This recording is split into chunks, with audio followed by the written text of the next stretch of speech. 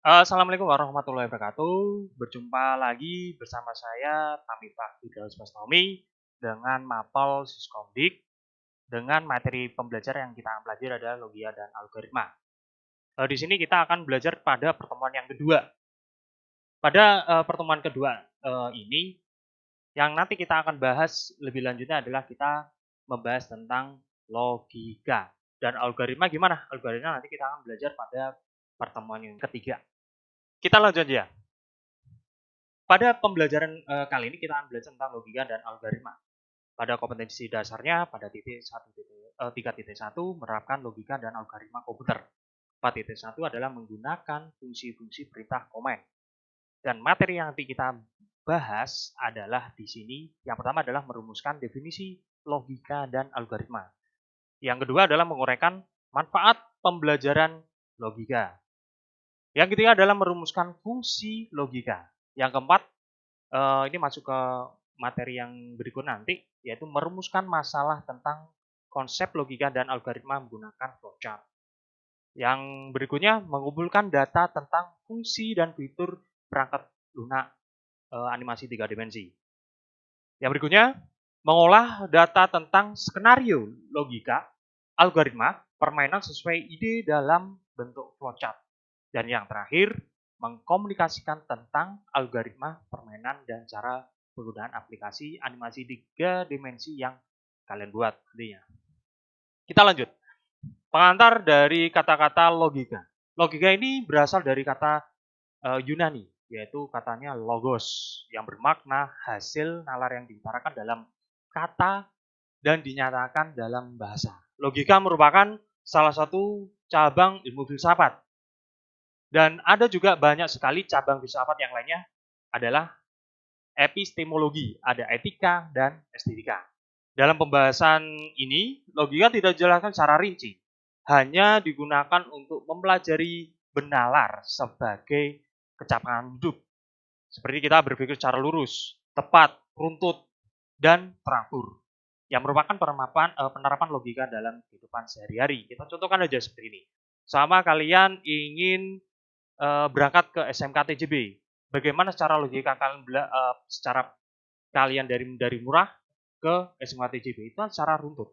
Kalian pengen naik sepeda motor berarti kalian mandi dulu, setelah mandi pakai pakaian yang rapi, pakaian sekolah, setelah itu kalian naik sepeda motor, kalian dalam perjalanan sampai di sini mengikuti prosedur kesehatan yang ada di SMK TJB dan belajar sampai kalian pulang nanti. Itu adalah runtut. Kalian harus berpikir secara teratur. Nah, kita lanjut aja. Definisi logika. Logika identik dengan masuk akal dan penalaran. Penalaran adalah salah satu bentuk pemikiran. Pemikiran adalah pengetahuan tak langsung yang didasarkan pada pernyataan langsung. Pemikiran mungkin benar dan mungkin juga tidak benar atau salah. Definisi logika sangat sederhana. Ilmu yang memberikan prinsip-prinsip yang harus diikuti agar dapat berpikir secara valid menurut aturan yang berlaku.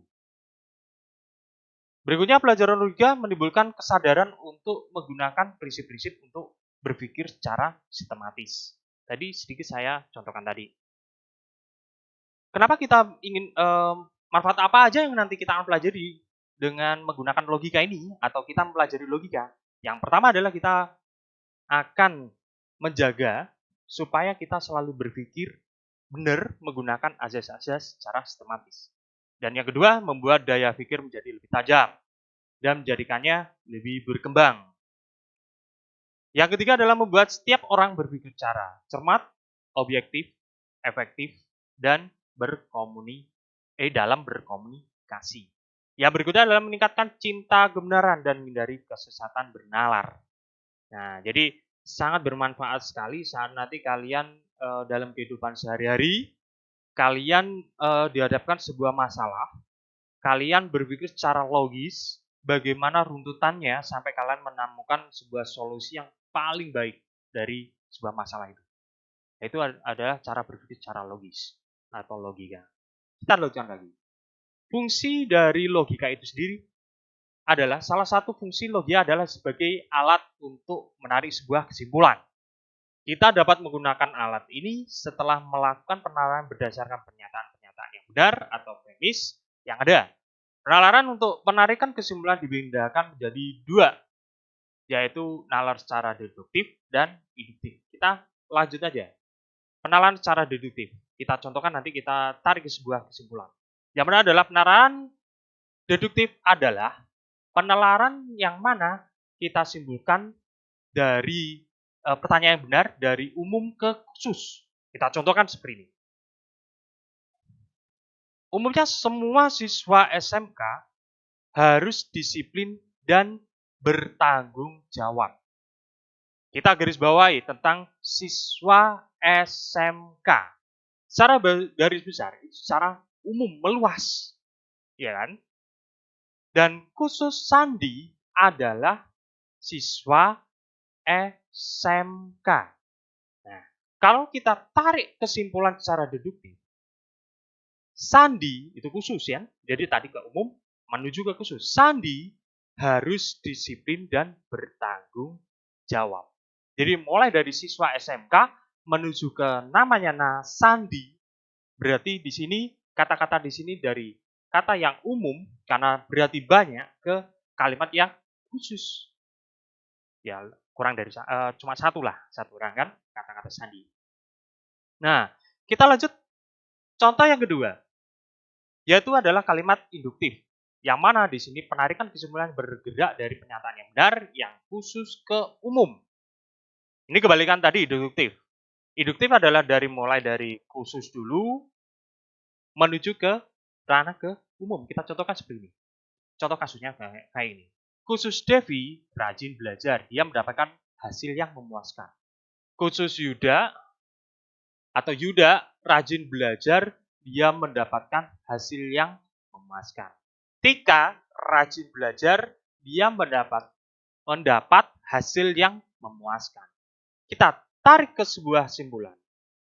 Siswa yang rajin belajar akan mendapatkan hasil yang memuaskan. Tadi siapa namanya? Secara khusus, Devi, Yuda, dan Tika.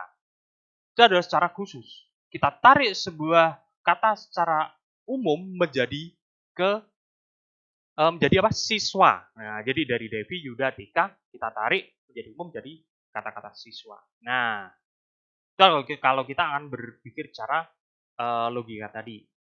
Oke.